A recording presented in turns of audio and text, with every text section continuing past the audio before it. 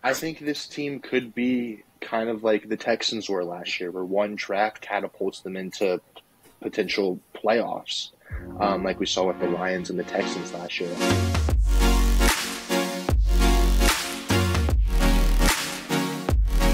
Hello, everybody. Welcome to the lunch table. My name's Evan. Today I'm joined with Zach and Nick, and today we're going to be giving you guys our NFL draft grades. The draft was last weekend.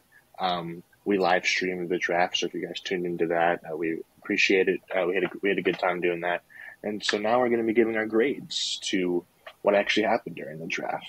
And yeah, before we begin, make sure to follow us on Instagram and TikTok at lunchtable.takes, and to like and subscribe if you enjoy the episode. And without further ado, we'll go right into it. Starting off with the NFC East. We'll start with the Cowboys. Who wants to start us off with the NFC East? You got it. You take it, Evan. All right. I gave the Cowboys a C+. They drafted Tyler Guyton with their first-round pick. Guyton is more of a developmental type offensive tackle, which they kind of don't need because they're thin at tackle like as it is already, and so to get kind of a developmental one when you had guys like Graham Barton still on the board, I would have gone that direction. But Guyton's still a good player, but he's going to need a little bit of time until he becomes like a good starter. And then you got Cooper Beebe in the third. I like him. He's a good depth at guard. He got some flexibility. They drafted Marshawn Nealand in the second round, edge rusher, gives him some edge depth, but nothing really too crazy with this draft. So that's why I gave him a C+. Yeah, I would probably agree with that, to be honest with you. I mean, obviously, I think that the draft went better for them than free agency and just the offseason so far in general. But, It's true. I mean, I don't really see anything crazy with what they did in the draft. Like, nothing really stands out to me. I mean, obviously, like you talked about, they took that tackle from Oklahoma. I will never complain with taking offensive linemen. I feel that the offensive line is the most important position, really, for every team. So I won't complain with it, but and also with them picking at 29, I mean, Tyler Guyton was probably one of the better options that was still there on the board. They traded back with Detroit. Detroit, yeah, that's who it was, to get 29 too. Yeah. So. But, yeah, I mean, I overall, I don't really see anything too crazy to write home about. I'd probably give them a C. I think this was just about an average draft. Nothing too outstanding, in my opinion. I think I'll give them a B-. I'm a little bit higher on the Tyler Guyton pick than I think Evan and Weave are, only because I get it's like a developmental tackle prospect at a position that is like of need right now, but I think the rest of their O-line is going to be good enough to warrant kind of a weak spot at tackle for this next year or so. And the rest of the draft, I mean, Nealand gets some help on the edge. They got some O-line depth in there. So I think that the Tyler Guyton pick is not as terrible. It's not like a terrible pick, but I thought it was a pretty solid pick at 29. And I think Nealand at 54 was all right value. So, yeah, I'll give him a B-. I thought the Guyton pick was a little bit better than Evan's given credit for. Fair. And moving on to the Eagles. I give the Eagles an A. I thought they absolutely hit this draft out of the park like they have the last 2 years. They got Quinion Mitchell in the first round at 22, he was my CB1. Getting him at 22, I think, is phenomenal value. I mean, we've talked about him. He's super athletic, and he's going to fit in perfectly with that team, and they needed secondary help. And then they doubled down on secondary, getting Cooper DeJean at pick 40 in the second round. A lot of people were saying he was a first rounder. He slipped to the second round. He's going to probably be a starting safety for them. Great tackler, super athletic. He's going to be an absolute beast for Vic Fangio in that defense. Then you got Jalix Hunt in the third round, who I like. He super explosive, powerful edge, which they could use. And then you got Will Shipley, who's a good receiving back. He's athletic as well. Jeremiah Trotter Jr. is a legacy pick at linebacker. He's good. Johnny Wilson, the big developmental wide receiver, could move to tight end potentially, but he gives them some wide receiver depth. I feel they kind of just nailed this draft all around. Got some O-line help as well with Trevor Keegan and Dylan McMahon. So just kind of hit all of the needs that they needed to here. And I think they had a phenomenal draft. Yeah, I'm gonna give them an A+. I thought they had arguably the best draft in the entire NFL. I don't know how Howie Roseman keeps getting away with this. But every single pick outside of Trevor Keegan, I like. Quinion Mitchell, I also had as my CB1. And then Coop Jean in the second round. A lot of people thought first round talent. I love Will Shipley in the fourth round. I love Jeremiah Trotter in the fifth round. Johnny Wilson in the sixth. They addressed a lot of stuff they needed. Their biggest need was secondary. They got 2 first-round talents in the secondary, and then they added depth at running back, linebacker, receiver. Yeah, I thought they nailed this draft out of the park. And the fact that they didn't have to trade up to get Quinion Mitchell is baffling to me. I don't know how he fell to 22, but he fell to 22.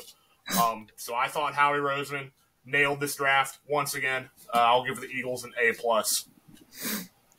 Yeah, I'll piggyback on both of you. I'll give them an A, strictly because of the fact they were able to get most people's best corner in the draft at 22. And that's just the board fell an extremely favorable way for these guys. I mean, there was not a defensive player picked in the first 12 or 13 15 picks. Was the first. Yeah. So, I mean, the board just fell in an extremely favorable way.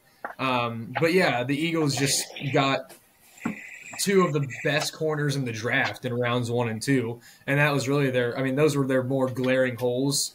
Trevor Keegan in the 5th.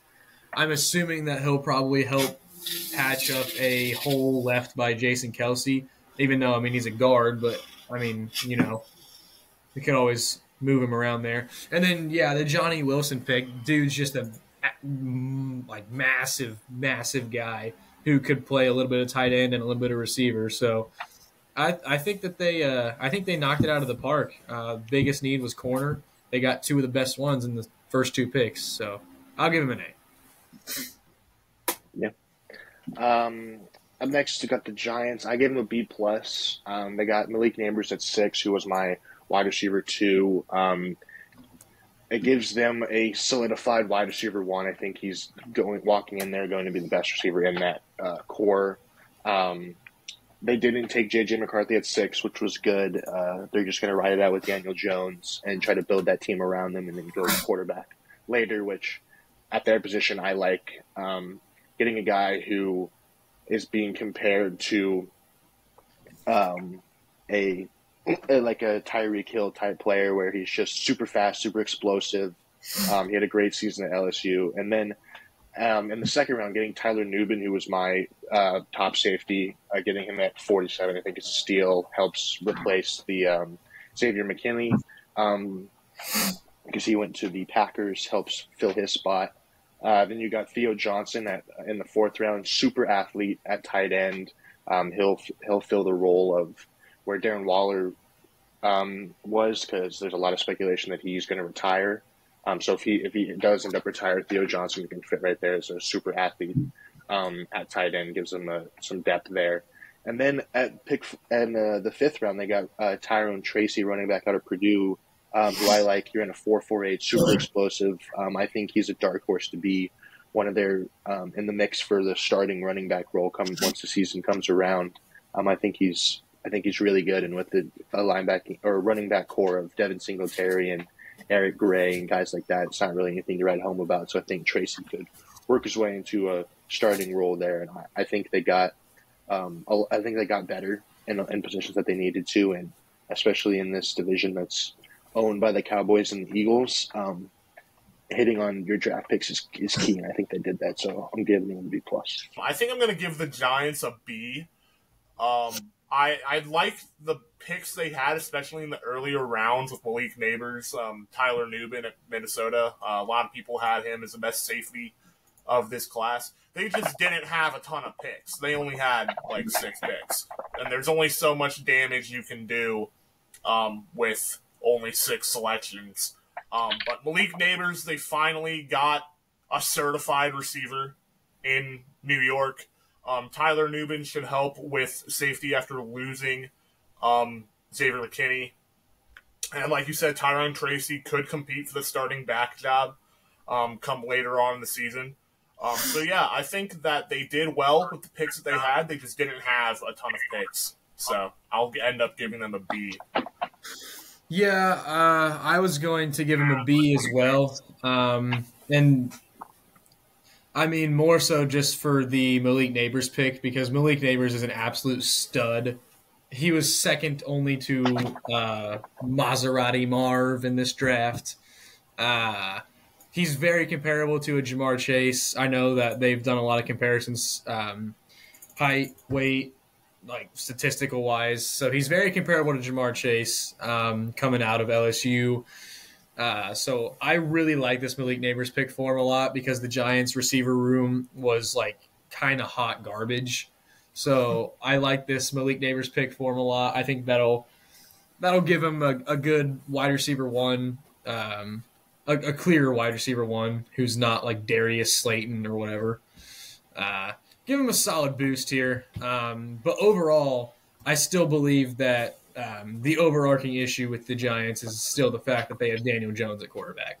Paying him $40 million a year. Yeah. And I don't really think that this draft is going to fix that. But I'll give him a B because I like Malik Neighbors a lot.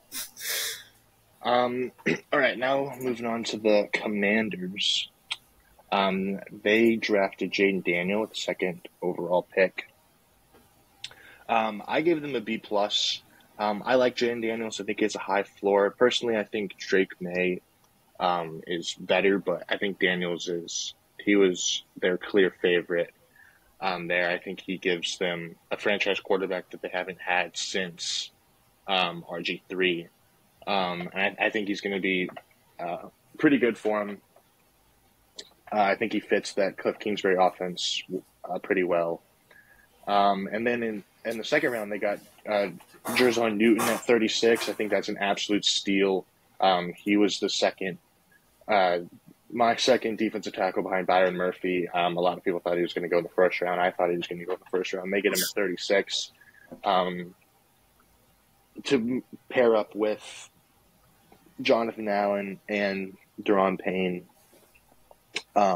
Just great value there. Mike Sanders still from Michigan, corner at pick 50. I think they hit that pick out of the park. He had a 90 PFF grade. He is going to be in the mix for a starting role at that nickel position. Then they got Ben Sinnott, tight end of Kansas State again in the 2nd round. I like him a lot too.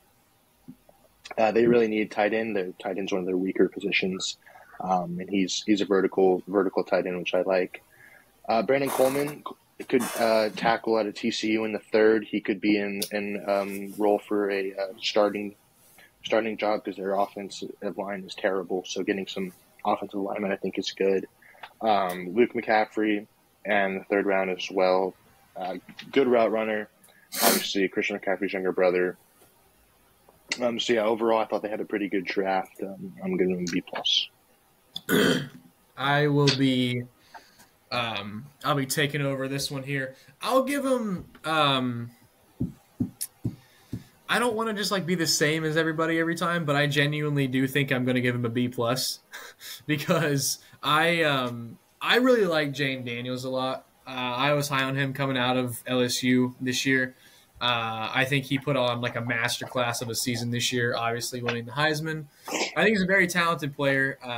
I really like him a lot. So I was super excited about Him going second to the Commanders here, I think that's a really good pick for him. They get their franchise quarterback here. But the pick that I really like a lot, though, is their second-round pick. Well, one of their second-round picks. The defensive tackle from Illinois. I was really surprised to see him fall to the second round. But when they got him, I was like, darn. So I really like that pick. I think they got a second-round steal there. And then obviously, Luke McCaffrey adding some weapons and stuff. But, I mean, I think you look at this offense, you got Jane Daniels with Eckler and Robinson, and you got Terry McLaurin. I think this is a solid offense. I mean, the offensive line is still terrible. But, overall, I like this draft. I think Jane Daniels is I really like that pick a lot. That's my favorite pick. So I'm giving him a B+. Yeah, I think I'm going to give them an A-.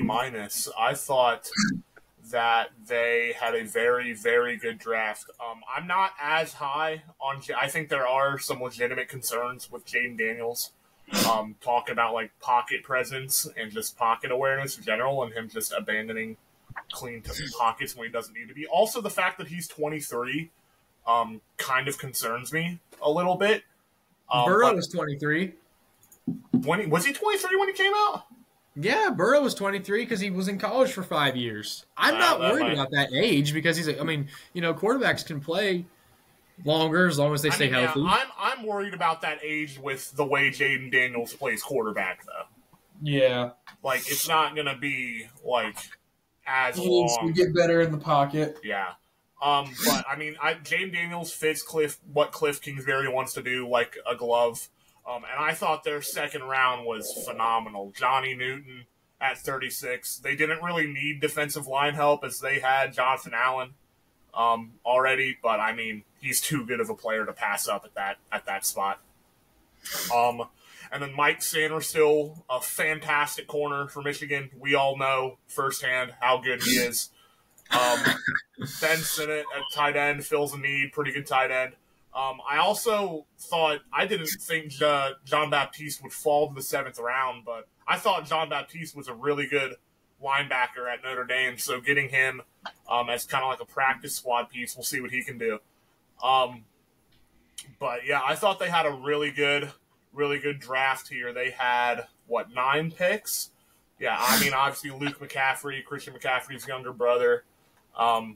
I'm going to be honest with you, I haven't watched a ton of Luke McCaffrey films, so I don't know how good he is. I don't think he's awesome or anything, but it'll help the room.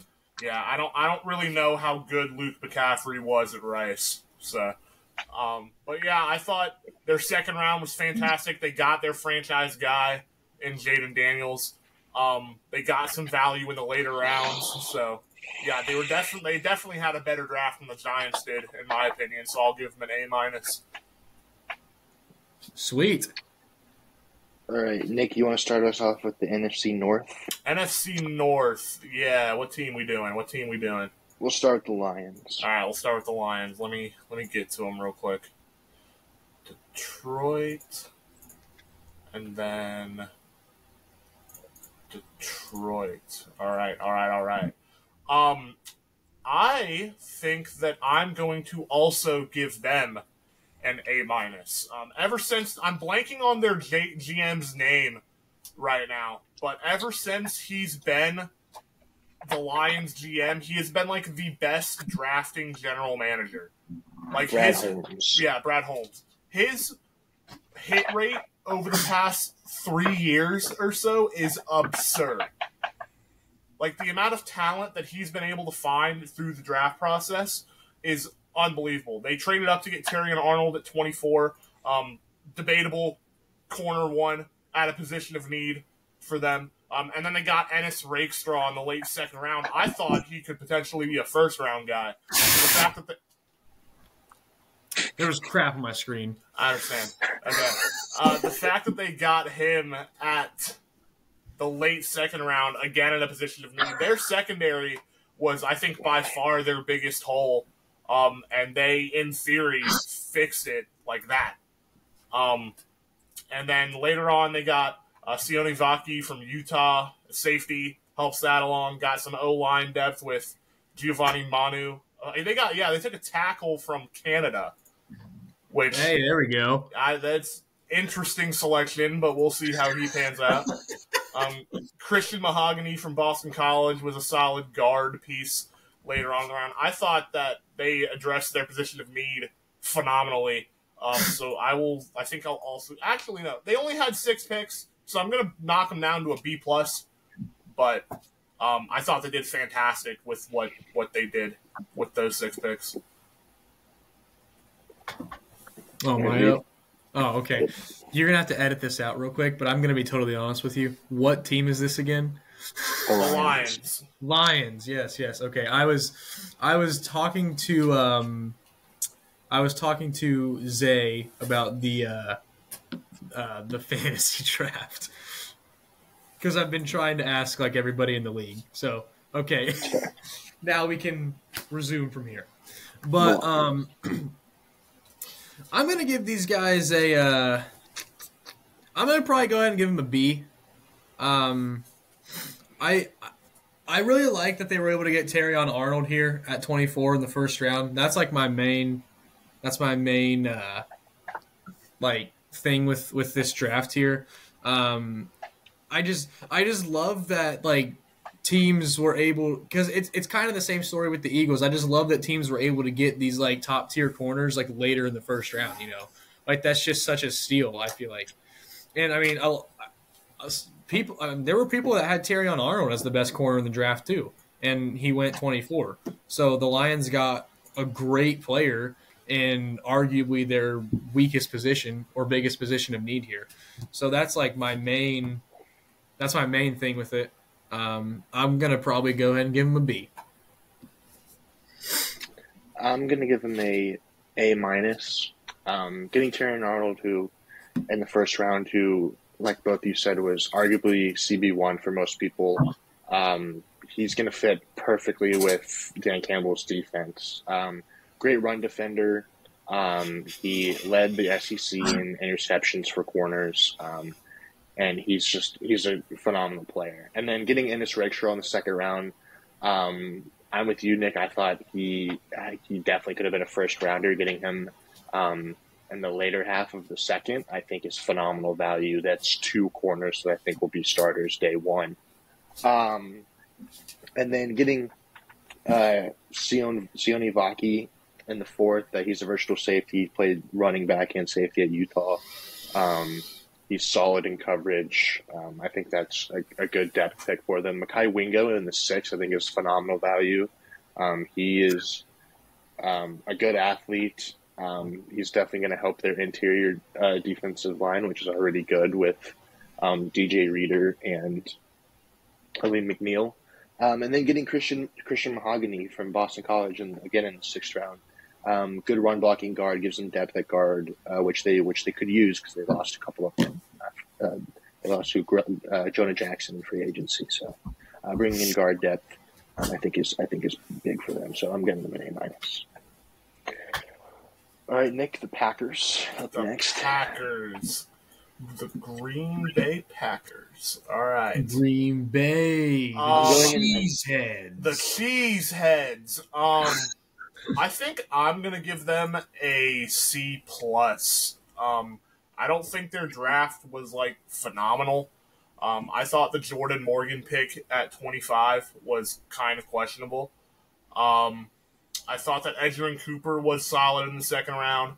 Javon Bullard at safety, although they just signed Xavier McKinney, so they kind of went at addressing more needs in terms of safety and linebacker in the earlier rounds. The Jordan Morgan pick, kind of questionable to me. Has some injury history, towards ACL 2022. But I mean, Edgerrin Cooper, first linebacker off the board.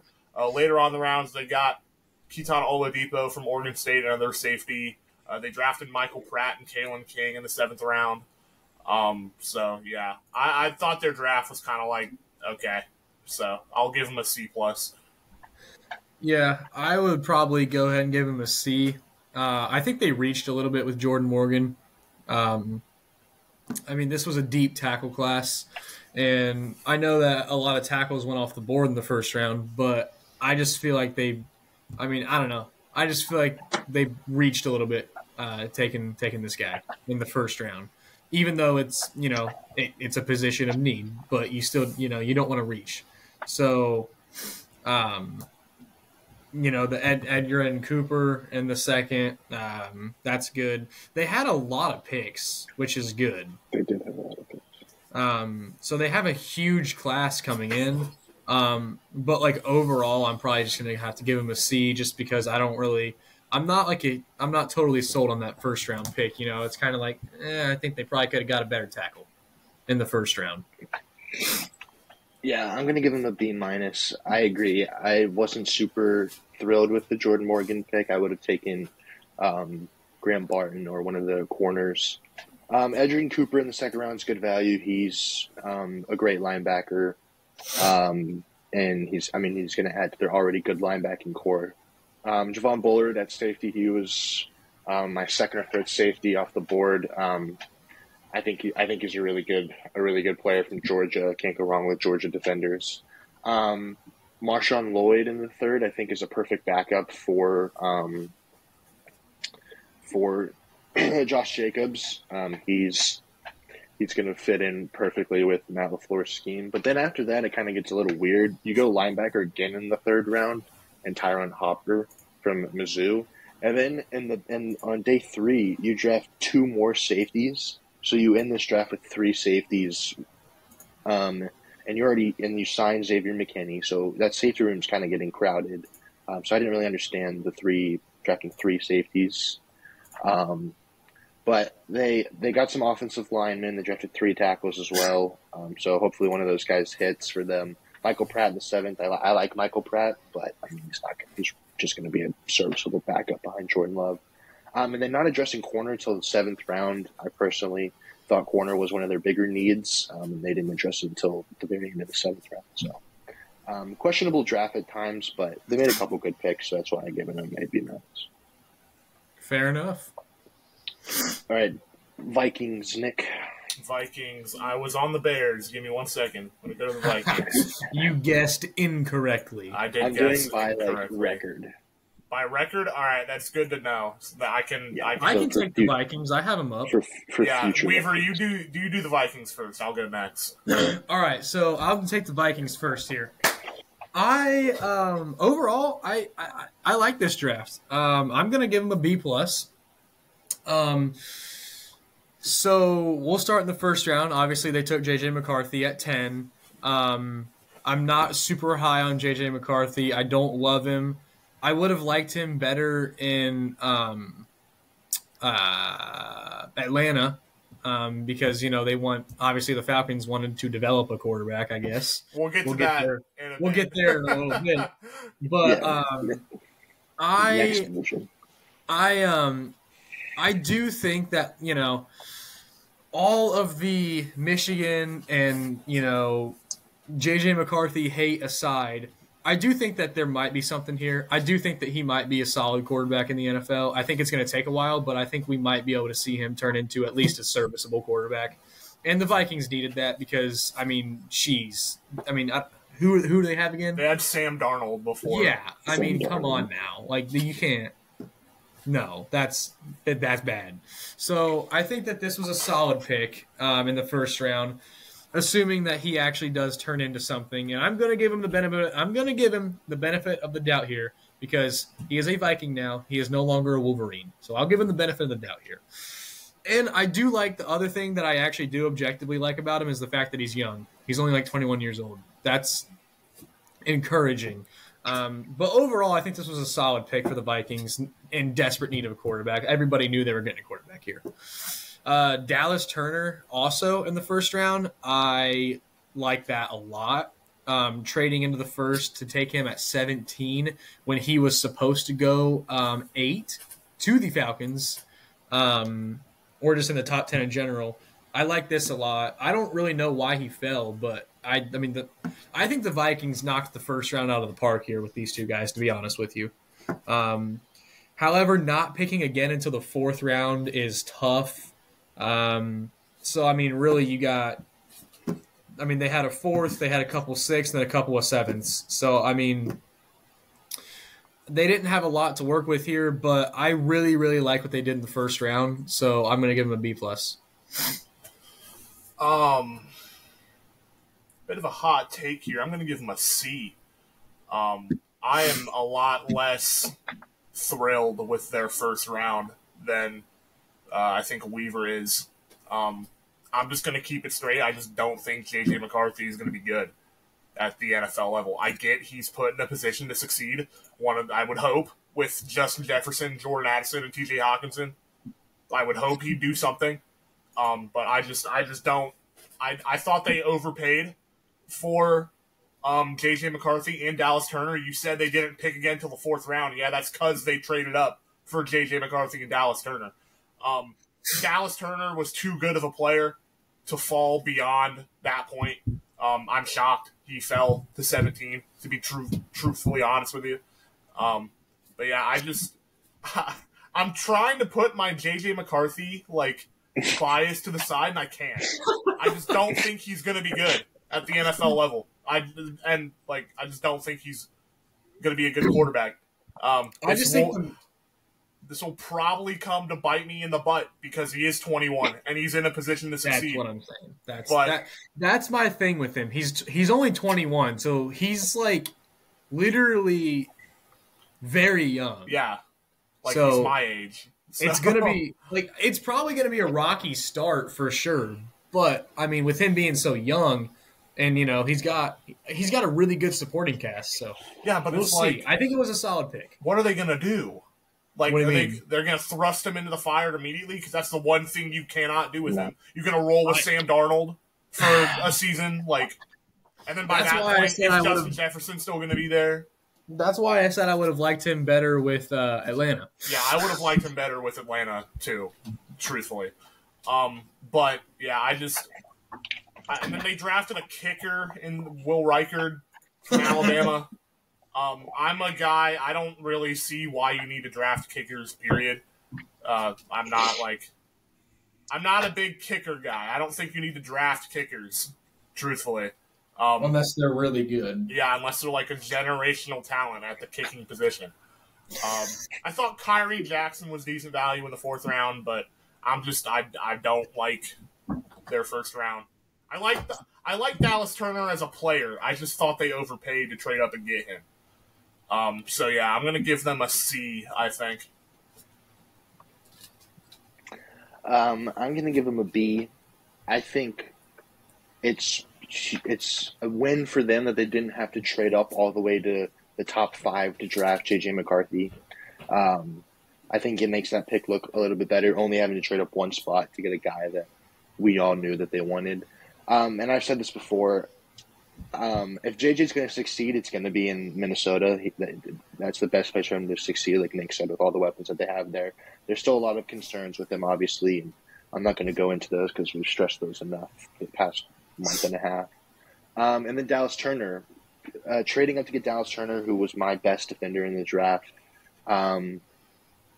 It's not a bad trade, and he's going to fill in where.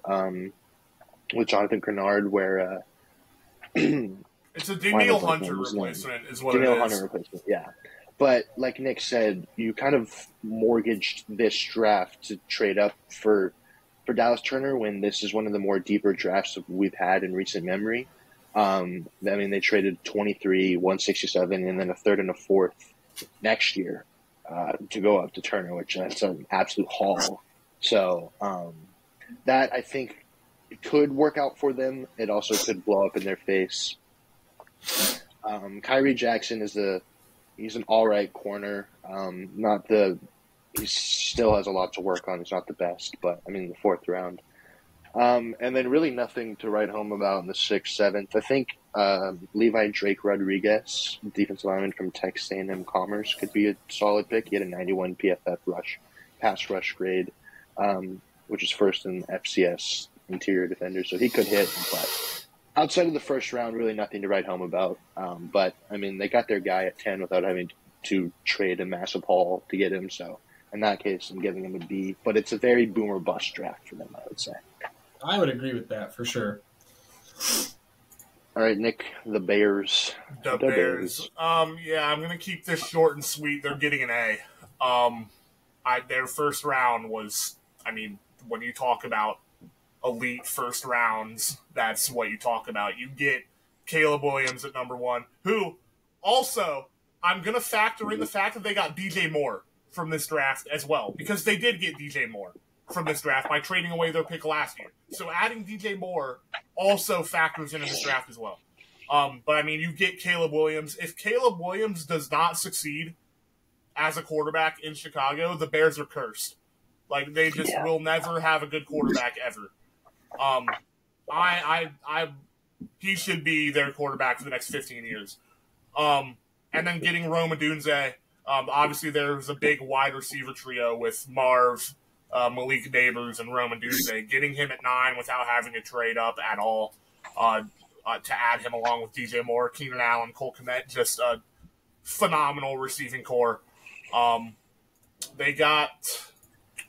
Let me go to the Chicago Bears. I know they drafted a punter. Yeah, Torrey Taylor from Iowa. Yeah, very good punter. He was Iowa's best player outside of defense last year.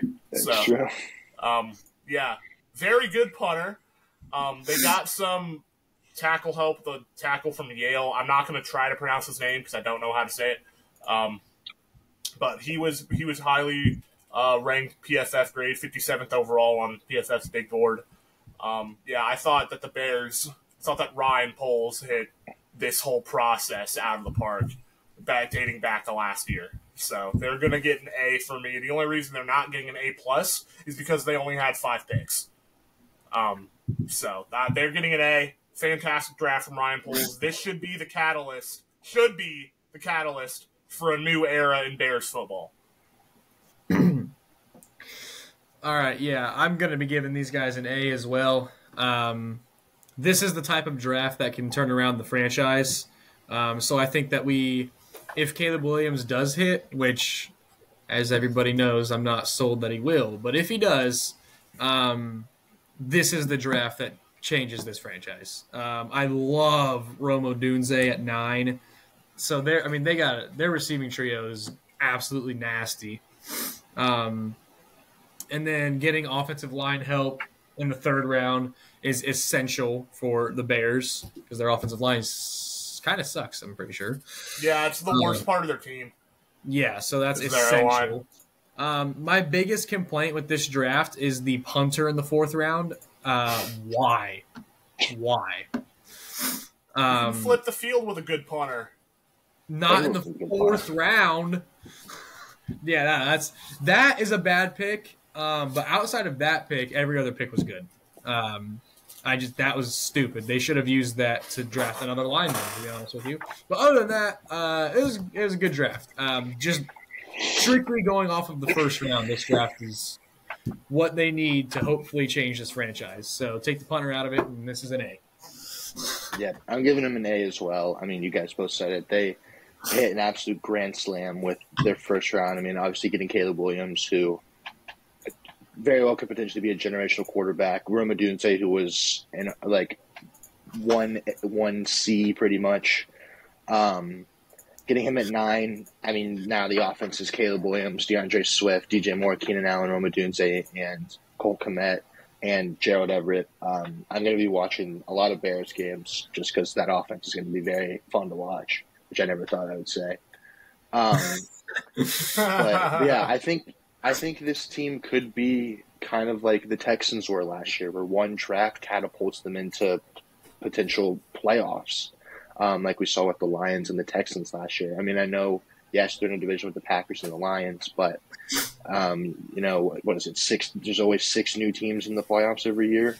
I think if Caleb Williams is who we think he is going to be, I think they very well have a good shot of squeaking in the playoffs there. I mean, that offense is going to be tough to stop, and the defense has some solid pieces too. So they're going to be a really fun team to watch.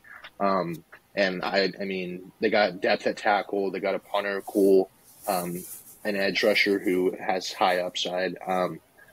This entire offseason, really, actually the last 2 years has just been a Ryan Poles masterclass. He's completely flipped the Chicago Bears from a poverty team to actually having a bright future. And this draft could, like you both said, could just absolutely change the trajectory of their franchise for the next 10, 15 years. All right, moving on to the NFC South. Weave, you want to start us off with this one? The NFC South. I'll take the reins here. We'll start with the Bucks. The Bucks? All right, I was going to start with the Falcons. We'll get to that shortly. We'll get to the Falcons. Because you guys know I like the Falcons. So, the Bucks. I honestly don't really have a lot of insight into the Buccaneers. I haven't paid a lot of attention to the Buccaneers, to be totally honest with you. But just looking at it right here, I'll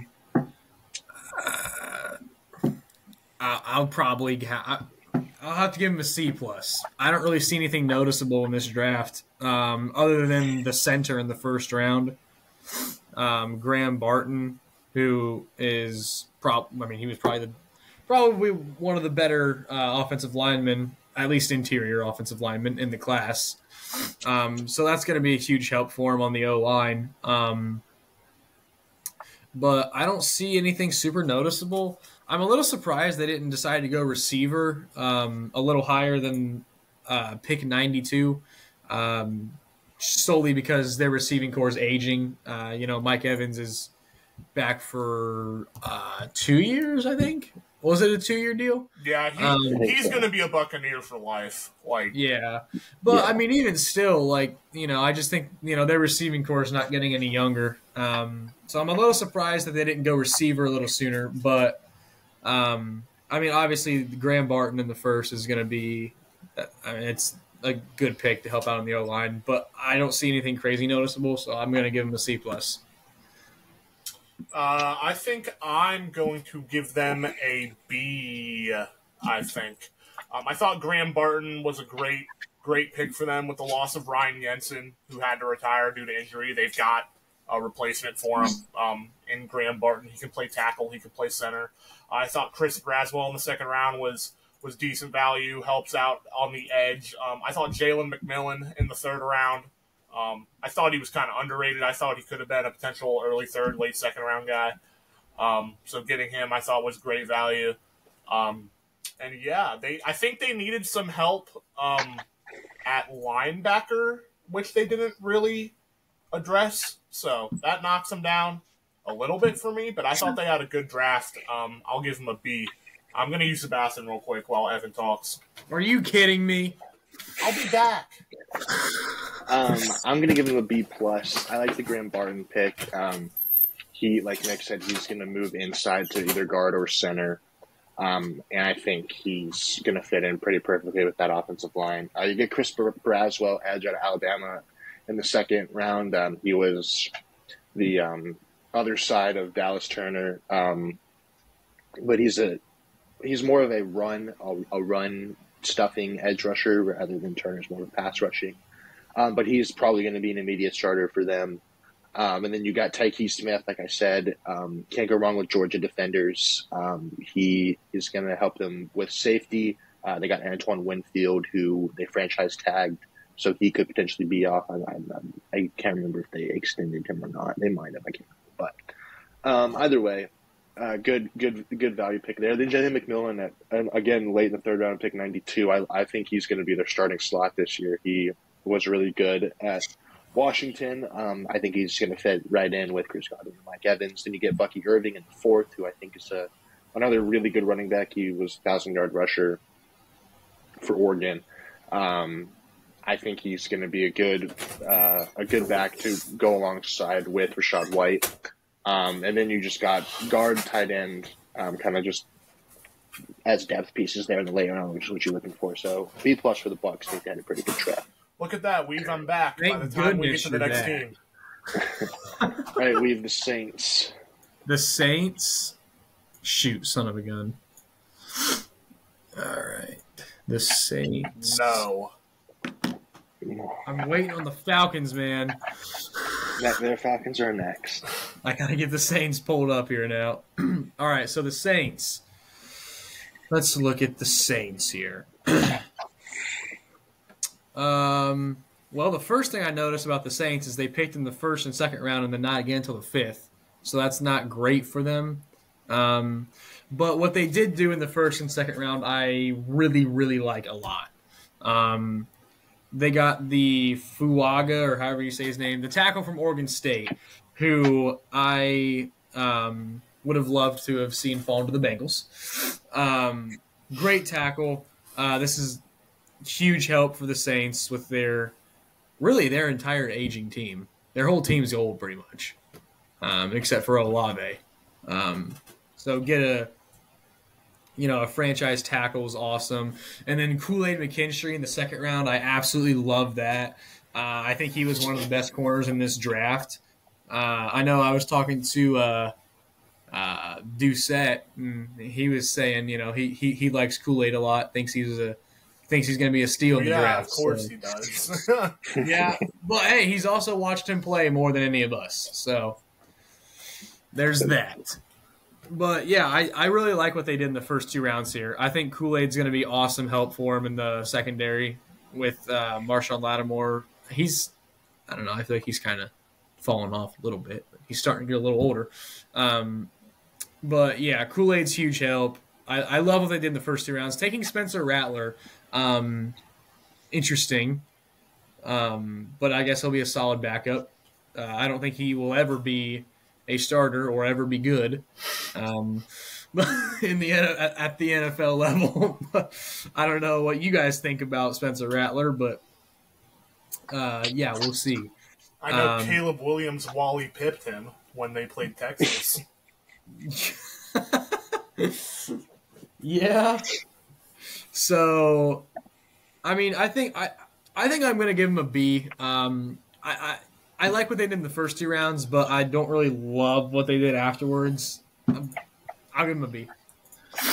I think I will give them an A-. I think Fuaga was a fantastic tackle. They needed tackle, badly. The Saints drafting a tackle was like peanut butter and jelly. Tackle was obviously, very clearly, the need that they needed the most. Fuaga at 14, they didn't have to move to get a very, very good franchise tackle from Oregon State. Kool-Aid in the second round, another fantastic value. Helps out with Marshawn Lattimore getting a little bit up there in age by this point. But the thing that knocks it down is, like we've said, they didn't pick again until the fifth round. So, yeah, first two rounds, phenomenal. Address positions of need, particularly with Fuaga. Spencer Rattler is interesting. I think he has the talent to be an all-right NFL quarterback. I just don't know if he's going to be all there mentally, truthfully. But, yeah, Spencer Rattler's interesting. Christian Boyd from Northern Iowa I thought was decent value in the sixth round. They addressed tackle again in the seventh. I thought they had a pretty good draft, all things considered, so I'll give them an A-. I think I might sneeze here soon. Thanks for that. I give him a B+. I like Fuaga. He was my fourth tackle. Getting him at 14 is good. Like Nick said, they needed a tackle desperately. Kool-Aid McKinstry in the second round, I think, is an absolute steal. I had him going late first, early second. Getting him at 41, I think, is a great pick to go alongside Marshawn Lattimore. I think he's definitely going to be starting corner for them day one. Spencer Rattler in the fifth round. It's just a shot in the dark. Might as well. Fifth round. He'll be behind Derek Carr. You hope he can become something, but I don't really know. It's funny, his draft stock tanked because he was on the QB1 when he was in high school, and he was an absolute a-hole. And so that's part of the reason why I'm not a fan of him, to be honest with you. I watched that show and I was like, this guy's a scumbag. Yeah, that tanks draft stock. And then the rest of the draft was really nothing to write home about. So, but first two rounds did as well as they could. B+ for them. All right, we have now the Falcons. My Falcons, if you will. All right, so I raved about the Falcons in the offseason because they finally got rid of their sorry excuse for a head coach, and they got in a better head coach, and then they went and did this. So I'm not really sure what they're doing here, but I mean, I'm gonna have to give these guys a D. I just Nick, was that your reaction or did you yawn? I didn't do anything. Oh, I thought you were like. No. But anyways, though, I'm gonna have to give these guys a D, and here's my thoughts behind this. All right, I feel really bad for Michael Penix because he's a great player who has just worked his butt off throughout like 5 years of college to get to where he's at right now. Came back from multiple season-ending injuries in So college. I love Michael Penix. He's a great player and he's a great worker. I really like Michael Penix a lot. I think he's a good player, and I just love his like work ethic and stuff. This pick was just bad, like, and it's not because Michael Penix. It's just because of the situation. Because the Falcons just did not need this at all in the slightest. That's why this was a bad pick, and that's mainly why they're getting a D, because you bring in Kirk Cousins to a 4-year deal, all right? And now, yes, I understand. He's like 35 coming off a torn Achilles. I mean, I think he's going to be fine. Obviously, we've seen what Aaron Rodgers has been doing coming off of a torn Achilles, and he's like 40-something. So I think Kirk Cousins is going to be fine. I don't understand this pick. You bring in Kirk Cousins. You would think that you would want to get guys around him on the defensive side or even the offensive side to surround him with a better team and make his job easier, make his life better, and win the division, which this is a very winnable division. I don't get this. I just don't understand this pick. I love Michael Penix. He's a great player. This pick just doesn't make sense to me at all. They're trying to do the Falcons thing. Or not they're trying to do the Packers Jordan Love thing, and they should have probably took McCarthy because McCarthy's 21, Penix is like 24. I just don't understand this pick at all, and that's mostly why they're getting a D. But if we look beyond that, they go tackle from Clemson in the second, or defensive tackle from Clemson in the second. I mean, that's a solid pick. Always good to have anchors on the defensive line. They definitely focused defense. They went tackle, edge, and linebacker for the next 3 rounds. So definitely focusing the defense, which that's good. But yeah, I mean, overall, I'm just not really a fan of this draft. I'm gonna have to give them a D. I think they had the worst draft in the NFL probably. Yeah, the Falcons are getting an F. Worst draft in the NFL by far. I have absolutely no idea what their front office is thinking. It, actually angers me that these guys... See, now everybody else is feeling the Falcons What anger. are they doing? It's not just the Michael Penix thing, either. You draft Rook Aurora with the, 4th pick in the second round? 35th okay, pick, yeah. Johnny Newton is there. He's there. He's sitting there. Okay? You want to address defensive line. Johnny Newton is way better than Aurora is. No disrespect to him, but I thought Johnny Newton should have been drafted in the first round. And he's sitting there at pick 35. Well, 95% of people have a first round grade on him. And you take the dude from Clemson. And then you go and you address running back in the 6th round. You drafted Bijan last year.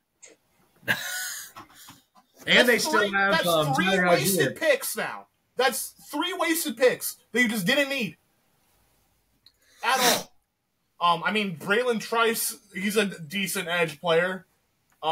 After that, once you get to the 4th, 5th round, it's are these guys really going to have an impact? I mean, someone probably will across the NFL in the 4th or 5th round, but are these guys really going to be good players at the NFL level? I don't really know, but the Michael Penix pick, I still don't know what they're thinking.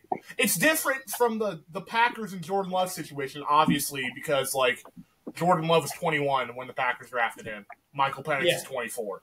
But that's what they're trying to do, though. I know that's what they're trying to do, but I don't know how much more room Michael Penix has to grow as a quarterback.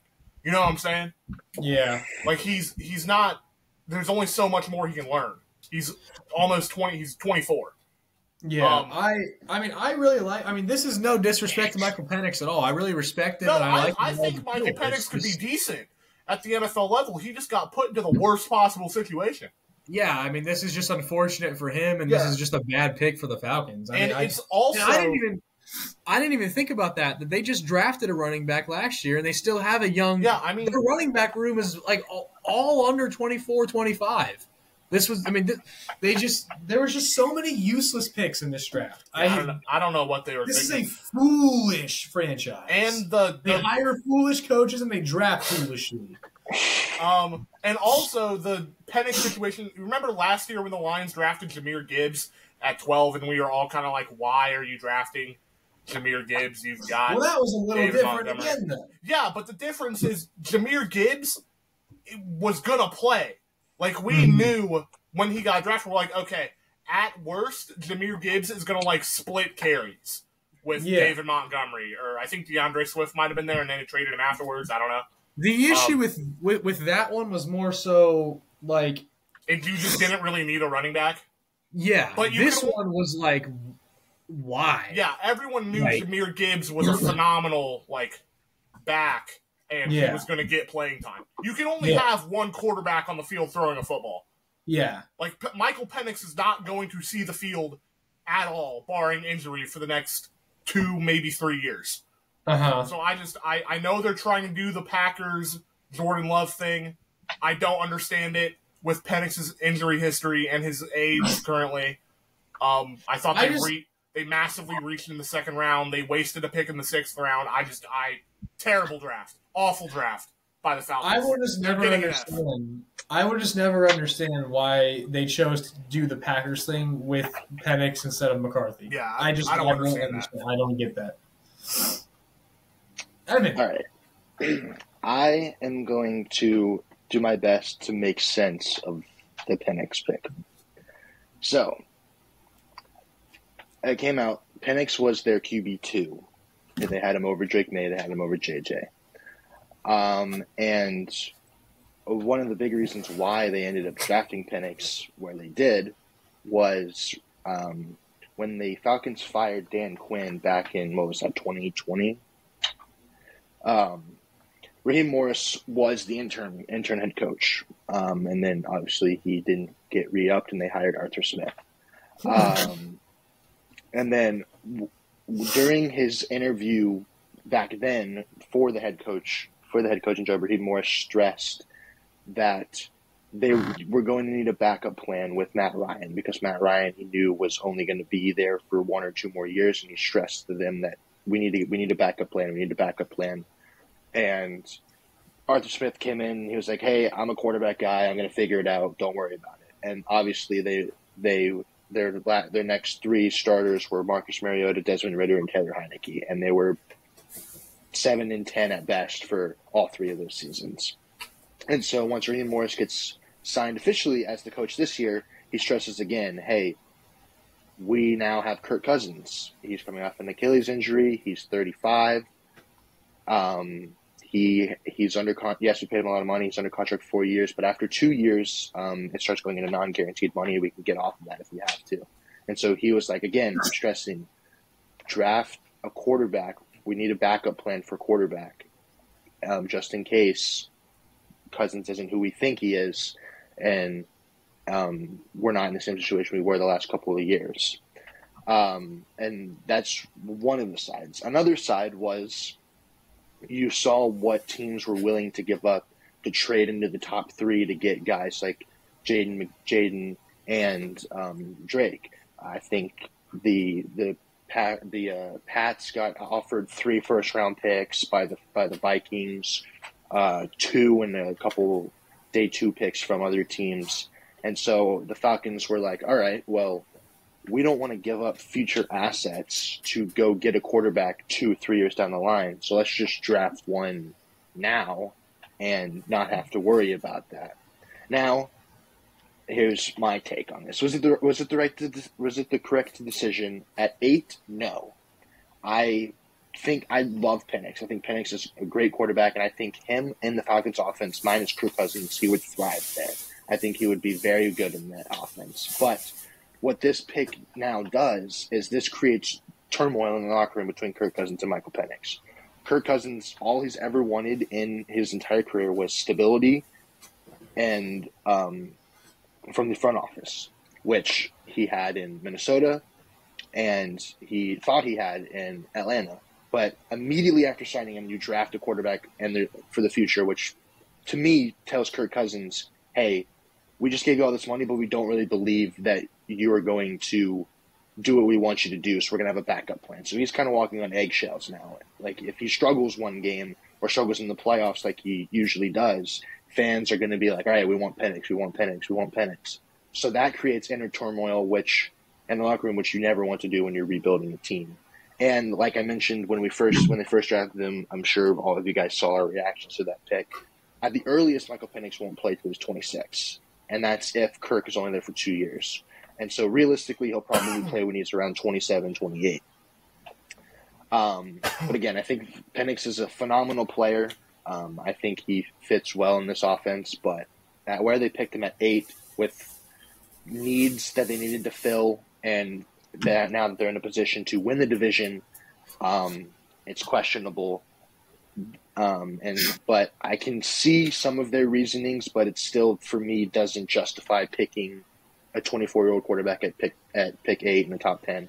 But I see the path more than I saw when they first drafted him. It's shaky at best. Yes, it might. I mean, it could work out, but it also might not work out. I don't know. Well, they like Penix a lot better than McCarthy. So you just get your guy. Penix is better than McCarthy, and they had him higher than McCarthy, yes, but just the age, man. Yeah, but, quarterbacks can play till they're 35, 37, so it might be okay. But, I know, but it's just, for the rest of the draft, you went, the Michael Penix pick, moving on from that. Like Nick said, not only did they draft Rucororo over Johnny Newton, they traded up 8 spots to get Rucororo over Johnny Newton, which makes absolutely zero sense because Johnny Newton was a first-round talent, and they needed defensive line help, and they drafted the wrong one and traded up for the wrong one. And then the rest of the draft picks didn't do anything really to win now. So really my only issue with this draft is they overdrafted players, and they didn't draft any players who are going to help them win now, which I believe they are in a win now mode because the division is wide open. So for that reason, I'm giving them a C-. Wow, you gave him higher than me and Nick. I slightly see the vision, but it's still confusing. Yeah, all right, we got to move on. A vision is great, but if the vision is driving off a cliff, you don't do it. That's fair. Yeah, that's fair. All right, moving on to the Let's talk about the Panthers. I have one thought to say about the Panthers. Okay. Before I give them a grade, I have one thought. Why did they trade back into the first round for Xavier Legette? He's a decent receiver. He was pretty good for South Carolina. But you realize you had A.D. Mitchell on the board, as well as Lad. Yeah, they did. A.D. Mitchell was on the board. I mean, Lad McConkey was on the board. I understand you don't want to trade it for Lad McConkey, okay. But A.D. Mitchell, I mean, this guy is like the second T. Higgins. Like, what? I don't understand why he fell so far. I'm mind-boggled. Mitchell in a bit. I am mind-boggled that A.D. Mitchell fell so far. And the fact that the Panthers traded into the first to take a receiver that was not him is... or Keon Coleman. Yeah, him too. Either one of those two guys would have been fine, and they took Xavier Legette. I mean, what? Why? Yeah, I don't love that. Outside of that, though, they get running back from Texas in the second round. That's good to help out Miles Sanders. Overall, I also really like their fourth round pick, the Jatavian Sanders, the tight end from Texas. I think he's a stud. So overall, I'm going to give these guys a C because they took two Texas players, both of which I think are solid players. I'm going to give them a C, though, which is, in my mind, average or somewhat adequate. The reason that I'm not giving him a C plus or even a B minus is because of that Xavier Legette pick. Why are you trading into the first for him instead of A.D. Mitchell and Keon Coleman? That is, A.D. Mitchell, in my mind, is quite literally a T. Higgins-esque receiver. I'm not saying he's going to be as good as T. Higgins, but he's that type of receiver, and he's a stud athlete. Dude run like a 4.3 or something like that, like 6'5", what is it? He's a stud.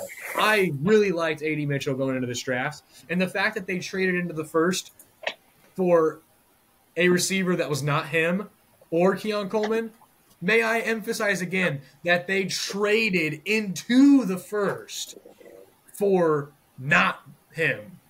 I dislike heavily, so I'll give him a C. I think I'll give them a C plus. I'm not Xavier Legette is a good receiver. Like he's not.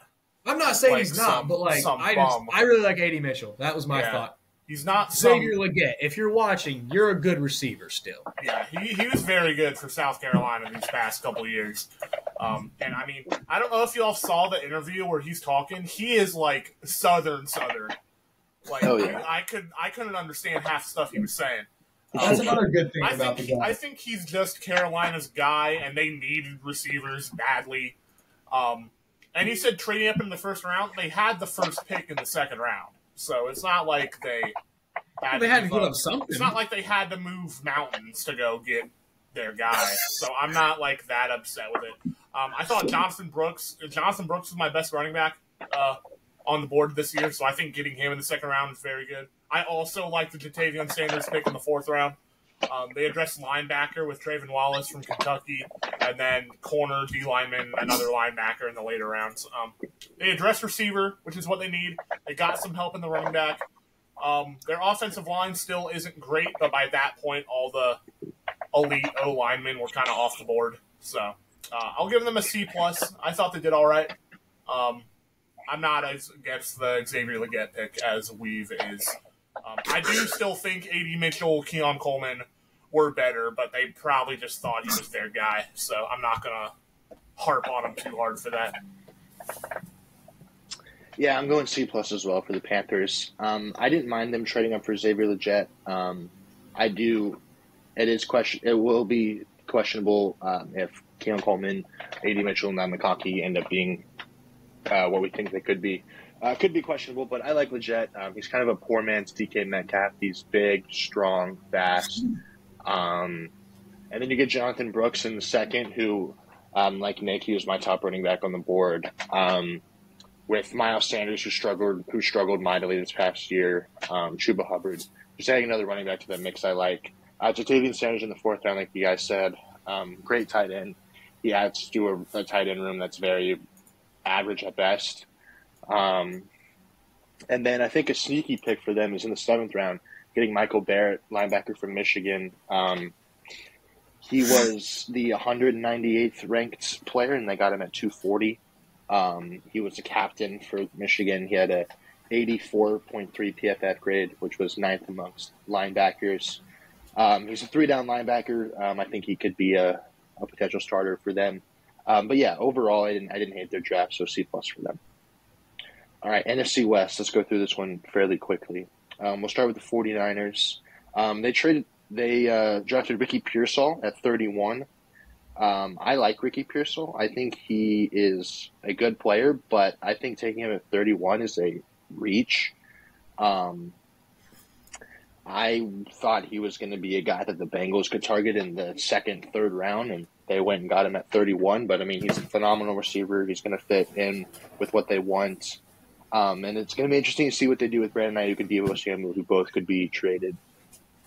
And then you got Renardo Green from Florida State. I like him. He helps their cornerback depth a lot. Dominic Pooney at tackle at 86 from Kansas. He helps their tackle depth as well. Then you got Isaac Guerendo and Jacob Cowing in the fourth round. Good athletes. Just add depth to both positions of running back and wide receiver. So yeah, I didn't love this draft, so I'm giving him a C+. I'm gonna go ahead and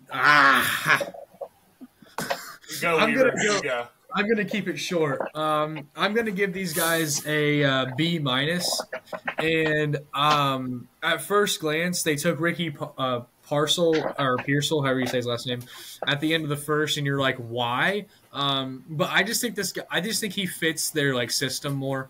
I think he's just a versatile receiver, which is kind of, they seem to like versatile players at every position. But I just don't think I don't think they really had like a notable, like, man, they knocked that sucker out of the park, And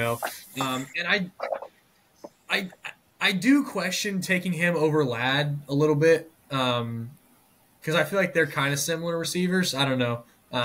But I just think I'll give him a B minus. I wasn't in love with it, but I don't think that it was I think this was a solid draft. This was an above average slightly, so I would say it's solid. I think I'm going to give them a C+. I didn't think they had like a better draft than Carolina did, comparing the two. I thought Ricky Pearsall was a bit of a reach, but I think he will be very good in the Shanahan system. He's very versatile at the receiver position. Renardo Green, decent quarter. Dominic Pooney from Kansas, good tackle. I thought Jacob Cowing in the fourth round was a good selection, another wide receiver with all the Brandon Ayuk and potentially Deebo Samuel trade rumors. So, yeah, I don't think they had a better draft than Carolina, just off the top of my head, so I'm going to give them a C+ as well. Nice. All right, LA Rams. I gave him a B+. They got Jared Verse at 19, who arguably was one of the best edge rusher in this draft. He fits a need that they have at edge. I think they got Braden Fisk in the second round. They did give up a lot to trade up for him, but he's going to be their Aaron Donald replacement. He showed out in the combine, super athletic for a defensive tackle. And then you get Blake Corum in the third round. I think he's going to be a nice change of pace back with Kyren Williams. He was obviously really productive at Michigan. I think him and Kyren Williams are going to have a good backfield. And then you bring in, they brought in a lot of defensive line help. And then Jordan Whittington in the sixth round, a wide receiver. He's a really good blocking receiver. So yeah, solid draft for them. I like their first three picks, and Verse, Fisk, and Corum, so I'm giving them a B+. I'm going to go ahead and give these guys a B+ as well, because I'm actually a pretty big fan of this draft. Like you said, Jared Verse in the first round, he's a stud out of Florida State, so I really like that pick a lot. Focusing heavily on the defensive line was necessary with the departure of one of the best defensive players ever. But I really like the Blake Corum pick. I think he's going to add a lot to this backfield, and you're going to get a nice 1-2 punch with him and Kyren Williams. Fantasy-wise, I think this is going to hurt Kyren Williams a little bit. But we're not going to talk fantasy right now. I like the Blake Corum pick, so I'm going to give these guys a B+. Yeah, I think I'm going to give them a B. I like their draft. Jared Verse, great pick. Braden Fisk, Blake Corum, you all touched on that. Later on in the rounds, I thought Cameron Kinchins from Miami was a pretty solid safety. Getting him later on in the third round, I thought was good value. And like you said, addressing defensive line with the loss of Aaron Donald was a must. You're obviously not going to find a guy that's going to replace the production of Aaron Donald, but you do still have to have something there. So I thought their first couple rounds were pretty solid. I think Blake Corum will add a lot to that backfield. Yeah, I like their draft. I'll give them a B. good. All right, now Seattle Seahawks. I'm going to give them a B. They drafted Byron Murphy at pick 16. He was my top defensive tackle in this draft. He fits a need. They need help on that defensive line, especially on the interior. Then you get Christian Haynes from UConn, guard in the third. I think he's a starting guard for them. He's an elite athlete, and they kind of got their tackles at least set for the moment with Charles Cross and Abraham Lucas. They've stressed that, and so now they're going on the interior with Christian Haynes. I think he's a great player. And then you get AJ Barner from Michigan, tight end. He's more of a blocking tight end, so he helps them with. They got I can't remember who their tight end is, but they drafted 2 tackles and in the 6th round. Then I got both corners from Auburn, so hopefully one of those hits because they do need some secondary help. But overall, solid draft. First 2 picks I really liked, so give them a B. I'll give the Seahawks I'll give them a B as well. This is an above satisfactory draft. I like Byron Murphy a lot in the 1st round. He's a nasty defensive tackle. Also, shout out to them taking a tackle from Findlay in the 6th round. That's a local college for all of us. It's like an hour and some odd away from us, so that's funny. But anyways, though, I think they had a pretty solid pick here. Like you said, Christian Haynes will probably start from UConn. Pretty good draft. Nothing crazy, but solid draft. Addressed some trenches needs. Yeah, I think I'll also give them a B. Byron Murphy in the 1st round. I thought they'd go interior O-line there, but Byron Murphy, best defensive tackle, got him. Christian Haynes in the 3rd round helps with that interior O-line. They also got some more depth in the 6th round with a couple tackles, like you said, the tackle from Findlay. Shout out Mike Jarrell. We don't know you, but NFL draft from Findlay. So, yeah, they did that. They also got some more help in the secondary with a couple corners from Auburn. A.J. Barner in the 4th round at tight end, kind of a blocking tight end for Mike McDonald to implement his scheme. I thought they had a good draft. I thought they would address the interior O-line in the 1st round, but they didn't. So, yeah, I'll give them a B as well. All right, Arizona Cardinals. I gave them an A-. I mean, they drafted Marvin Harrison Jr., who I think is the best player overall in this draft. Yeah, we know how good he is. So anytime you get the best overall player in the draft, pick 4, that's a great pick. Then they got Darius Robinson at pick 27, edge rusher from Mizzou. He can play on the outside and inside of the defensive line, which they really needed. They just needed defensive line help pretty bad. Then you get Max Belton in the 2nd round, corner from Rutgers. I like him.